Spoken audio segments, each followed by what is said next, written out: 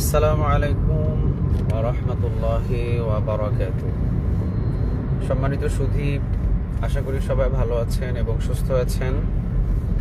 আলহামদুলিল্লাহ, আল্লাহ আমাকেও ভালো রেখেছে এবং সুস্থ রেখেছে। আল্লাহর কাছে লাখো কোটি শুকরিয়া। সবসময় শেষ অবনত হয়ে থাকলেও আল্লাহ সুবহানাহু ওয়া তাআলার শুকরিয়া আদায় করে শেষ করতে পারবো না। আমি এখন আপাতত আলহামদুলিল্লাহ অনেক ভালো আছি। আজকে আমাদের একটি লাইভ, সেটা হলো একটু গুরুত্বপূর্ণ কথা। অবশ্যই আপনারা হেডলাইনে দেখেছেন, উসমান হাদি ভাইকে নিয়ে দুইটা কথা। আমাদের আসলে প্রথমত অবস্থায় উসমান হাদি ভাই আমার রক্তের কেউ নয়। উসমান হাদি ভাই আমাকে কোনোদিন একটা কাপ চা খাওয়ায় নাই। দ্বিতীয় নম্বর হলো, উসমান হাদি ভাইয়ের সাথে আমার আজ পর্যন্ত কোনোদিন সাক্ষাৎ হয় নাই। চতুর্থ নম্বর হলো, উসমান হাদি ভাইয়ের সাথে আমার কোনোদিন ফোন কন্টাক্টে কথা হয় নাই। 5 নম্বর হলো, উসমান হাদি ভাইয়ের সাথে আমি কোনোদিন মেসেঞ্জার বা কোথাও মেসেজের মাধ্যমে কথা হয় নাই। কিন্তু উসমান হাদি ভাইয়ের মাথায় গুলি লাগার পর থেকে প্রতিটা মাহফিলেই দোয়া করে আসছি।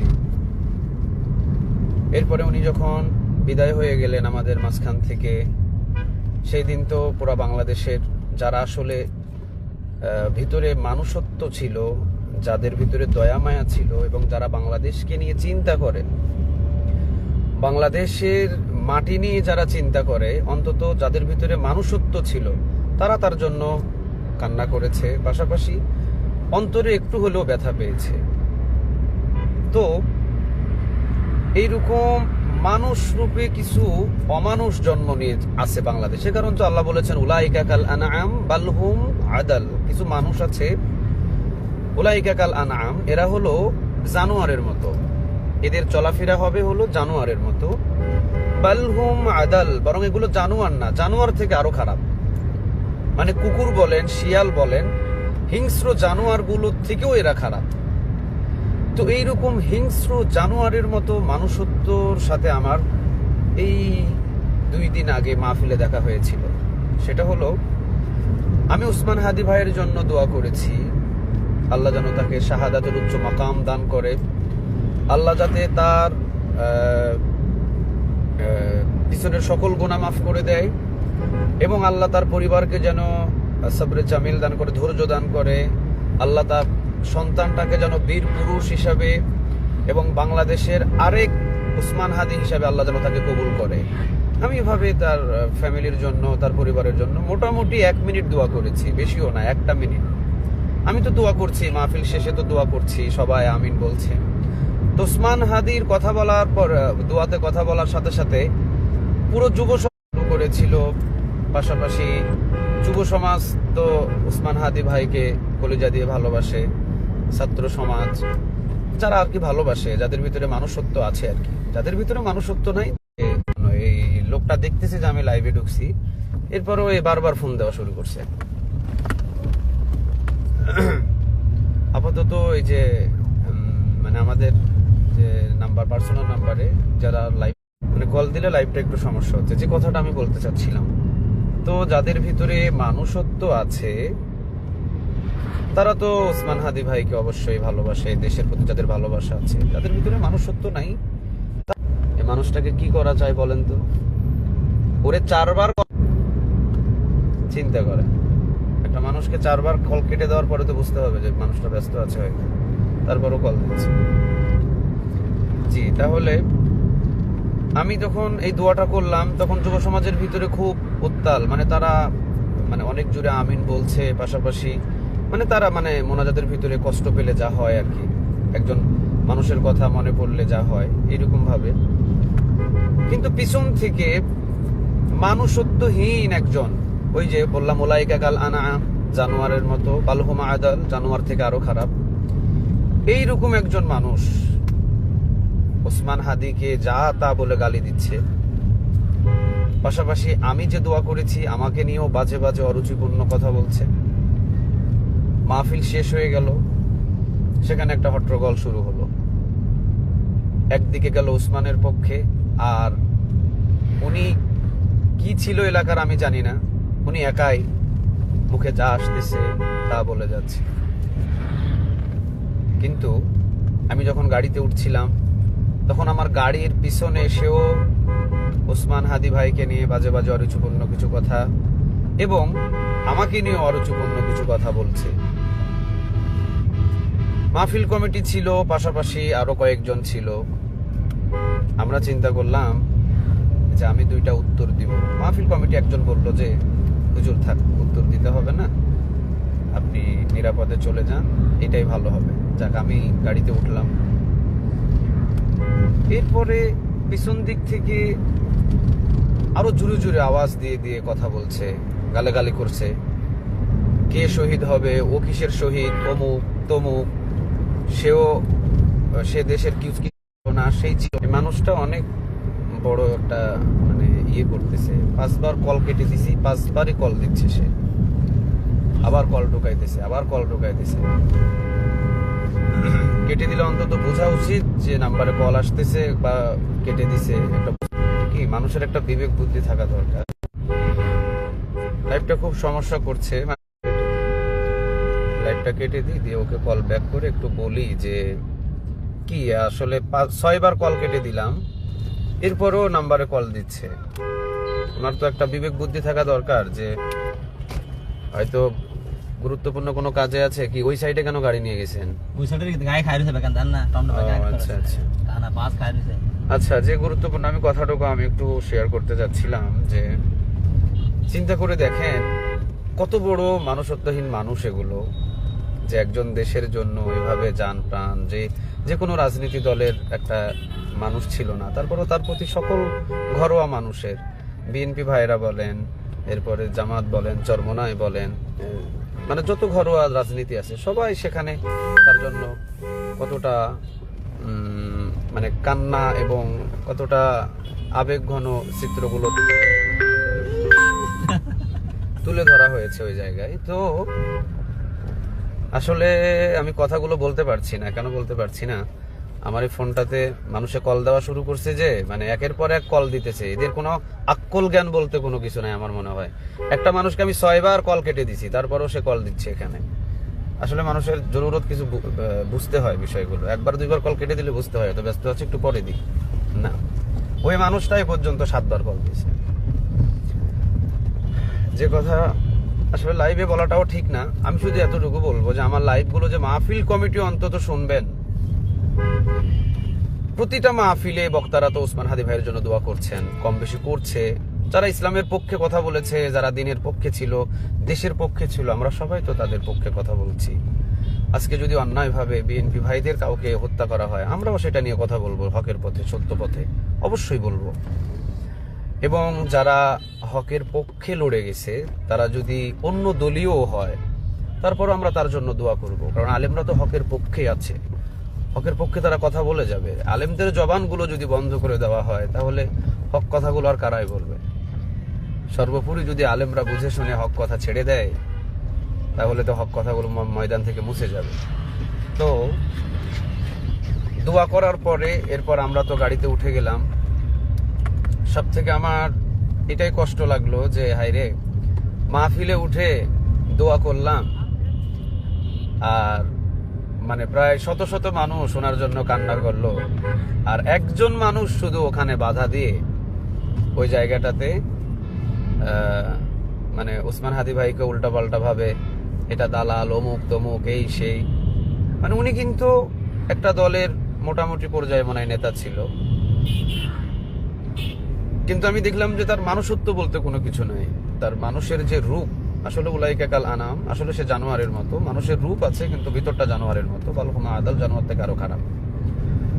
আল্লাহ তো মানুষকে দিয়েছেন সাদাকে সাদা বোঝার জন্য, কালোকে কালো বোঝার জন্য, লালকে লাল বোঝার জন্য। মানুষ যদি এইটাই না বুঝে যে এটা হক এটা বাতিল, তাহলে সে কিসের মানুষ? সে তো মানুষের কাতারেই পড়ে না। একটা গরু লাল কালো চিনে না, রাত চিনে না, দিন চিনে না। একটা গরু কখনো লাল রং চিনে না, কালো রং চিনে না। তাহলে তুইও যদি লাল রং কালো রং না চিনিস, কোনটা হক, কোনটা হকের পক্ষে, কোনটা বাতিলের পক্ষে, এটা যদি তুই না চিনিস তো তুই তো মানুষ না, তুই তো মানুষের কাতারে পড়স না। এইরকম কথা বলে আমার পাশে একজন, যাক প্রতিবাদ কম বেশি হলো, এরপরে সেখানে একটা হট্টগোল হলো। আমি মনে করছিলাম যে এটা নিয়ে লাইভ করাটা ঠিক হবে না, কিন্তু আমি বলে যাচ্ছি এটাই। বেশ কিছু জায়গাও দেখছি উসমান হাদি ভাইয়ের কথা বলাতে অনেক মাহফিলে বক্তাকে বাধা দেওয়া হচ্ছে, বলছে এগুলো বলবেন না। তো এরা কারা আমার বুঝে আসছে না। এরা আবার কোন দেশপ্রেমী এবং এরা কারা যারা বাধা দিচ্ছে? আর আরেকটা হলো, অন্তত আমার মাহফিলে দোয়া বা এই যে কথা বলার সময় যারা দেশের পক্ষে কথা বলেছে, দেশের পক্ষে লড়ছে, জীবন দিয়েছে, অবশ্যই তাদের পক্ষে দোয়া হবে, কথা হবে, বা তাদের পক্ষে কথা দু চারটা বলা হবে। এগুলো নিয়ে আপাতত কোনো মাহফিল কমিটি আমাকে বাধা বা আমাকে এরকম সিলিপ অন্তত দিয়ে না। এই হলো একটা কথা। আরেকটা কথা হলো যে মানুষ মারা যাওয়ার পরে মানুষের প্রতি এই যে ভালোবাসাটা, এটা আমি আমার বয়সই বা কত হবে, একজন অল্প বয়স 93 সালে ওসমান হাদি ভাইয়ের জন্ম হয়েছে, আর উনি যৌবনকালে বিদায় নিয়ে চলে গেলেন। ওনার জন্য যে একটা কফিনের পাশে সারা বাংলাদেশের মানুষ দাঁড়াবে, সারা বাংলাদেশের মানুষ জানাজায় দাঁড়াবে, এটা তো অবাক করা একটা বিষয়। আমরা তো ইতিপূর্বেও কম বেশি শুনেছি যে মানুষ গুলি খাইছে, হয়তো 15টা 16টা 18টা জানাজার নামাজে হাজির হয়েছে মাত্র 5 জন 6 জন 9 জন। এটাও খুব কম বেশি শুনেছি। জনপ্রিয়তা তো আল্লাহর প্রতি ভালোবাসা, ইজ্জত, সম্মান, এটা আল্লাহর পক্ষ থেকে আসে। তো এই চিত্রগুলো দেখে তো কিছু অমানুষের মানে চিন্তা ভাবনা করা দরকার ছিল, যে মানুষটা প্রতি কি ভালোবাসাটা মানে যদি না থাকে তাহলে এত মানুষ এইভাবে জানাজার নামাজে হাজির, পাশাপাশি সারা বাংলাদেশ একটা কান্নার রোল পড়ে যাওয়া, কিরকম একটা। আমি বলছি না, আমি অন্যান্য যারা দল করে, অন্যান্য দলের ভাইয়েরাও তাকে সাপোর্ট করেছেন, ভালোবেসেছেন, তার বিদায়টা মেনে নিতে পারেন নাই। তাহলে এই যে মানুষগুলো যারা মাহফিলে এসে অকাট্য ভাষায় গালাগালি করছে এবং তাকে ওসমান হাদি ভাইয়ের নামে বাজে বাজে মন্তব্য, পাশাপাশি আমি দোয়া করছি, আমাকেও অরসিপূর্ণ কথাবার্তা কয়েকটা বলে ফেলছে। তো আমি প্রতিবাদ করতে চাইছিলাম, পরে কমিটি বললো হুজুর দরকার নাই, আপনি নিরাপদে চলে যান, এটাই ভালো হবে। এই যে কথাগুলো, আমার মনে হয় যে এগুলো থেকে আমাদের একটু বেরিয়ে আসা দরকার এবং আমরা আরেকটু শক্ত হওয়া দরকার। এগুলোতে বোঝা যাচ্ছে দেশ আসলে পরিপূর্ণ স্বাধীন হয় নাই, দেশ এখনো মানে স্বাধীনের পর্যায়ে আসে নাই, দেশের ভিতরে এখনো ওইরকম কিছু তেল মারা মানুষ আছে। তো যাক, আমরা ওসমান হাদি ভাইয়ের জন্য প্রাণ খুলে দোয়া করব, পাশাপাশি করছি, এবং ইসলামের পক্ষে, দ্বীনের পক্ষে, হকের পক্ষে আমার যে কোনো রাজনীতি ভাই যদি লড়াই করে যদি শহীদ হয়ে যায় বা জীবন দিয়ে দেয়, আমরা তার পক্ষ নিয়ে কথা বলবো ইনশাআল্লাহ। তো বিশেষ করে আমার সেই দিন খুব কষ্ট লেগেছিল এই ওসমান হাদি ভাইকে নিয়ে, এই যে অরুচিপূর্ণ কিছু কথাবার্তা বললো, পাশাপাশি আমি দোয়া করা নিয়ে আমাকে বাধা দেওয়া হচ্ছে। আমাকে বাধা দিতে পারে নাই দোয়ার ভিতরে, দোয়ার পরে শুরু করেছে এগুলো। তো কমিটিদেরকেও আর একটু শক্ত হতে হবে, মাহফিল কমিটিগুলো আর একটু মজবুত, আর একটু শক্ত থাকা দরকার। কেননা আপনারা কোরআনের মাহফিল করছেন, এখানে যদি কোরআনের হকের কথায় না বলা যায় তো এই মাহফিল করার দরকার কি? এখানে তো এই মাহফিল করার দরকার নেই। আপনারা হয়তো এতটুকু বলতে পারেন হুজুর হিকমতের সাথে কথাগুলো বলেন, হক কথাগুলো বলেন, কিন্তু কোরআন যেখানে হক এবং বাতিলকে আলাদা করে দিয়েছে, সেখানে আপনি কোরআনের মাহফিল করে আপনি আবার বলছেন হুজুর কবরের নিচের ওয়াজ বা এই ওয়াজ সেই ওয়াজ করে চলে যান, আমাদের পরিস্থিতি ভালো না। পরিস্থিতি কোন দিন ভালো ছিল ভাই? পরিস্থিতি তো কোনোদিনই ভালো থাকে না, পরিস্থিতি ভালো করে নিতে হয়। পরিস্থিতি তো আপনাকে কাফের, নাস্তিক, বেঈমান আপনার পরিস্থিতি তো ভালো রাখবে না, আপনাকে করে নিতে হবে পরিস্থিতি ভালো। কোন সময়টা পরিস্থিতি ভালো ছিল আপনি বলেন? রাসূল যখন এসে দাওয়াত দিয়েছেন তখন কি পরিস্থিতি ভালো ছিল? তখনও ভালো ছিল না। আপনি পরিস্থিতি ভালো পাবেন কখন? কখনোই ভালো পাবেন না, আপনাকে ভালো করে নিতে হবে। কয়দিন হক কথা ছাড়বেন, কয়দিন হক কথা বলা ছাড়বেন? তো আল্লাহ সুবহানাহু ওয়া তাআলা যেন এইরকম অন্তত আমাদের জ্ঞানটুকু দান করে সবাইকে, আল্লাহ এই জ্ঞানটুকু যেন আমাদের সবাইকে দান করে।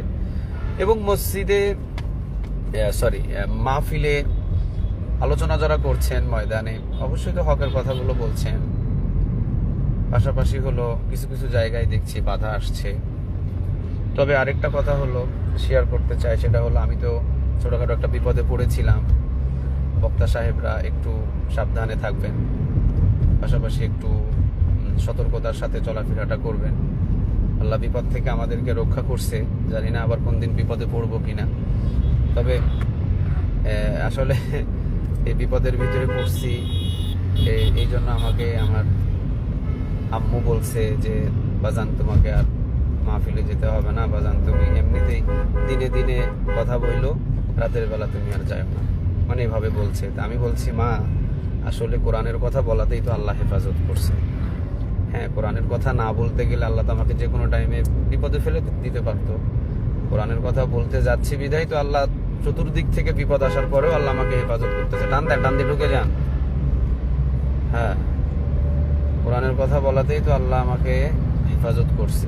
তো যাক, মহিলা মানুষ, মা তো সন্তানের প্রতি তো এরকম একটু থাকেই।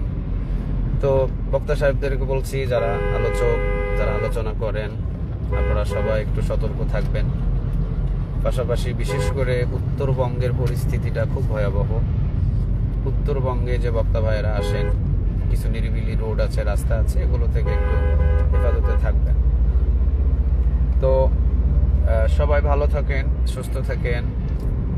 তো আমি যেই মাহফিলে যে নেতা অকাট্য ভাষায় কথাবার্তা বলছিল, ওই কমিটিটা অবশ্যই বুঝতে পারছেন সেই কমিটিটা কোন কমিটি। আপনারা একটু সতর্ক হবেন। ওই কমিটিদেরকে আমি ফোন দিয়ে বলছি না, আমি পুরো বাংলাদেশের মানুষের কাছে তুলে ধরলাম আপনাদেরকে।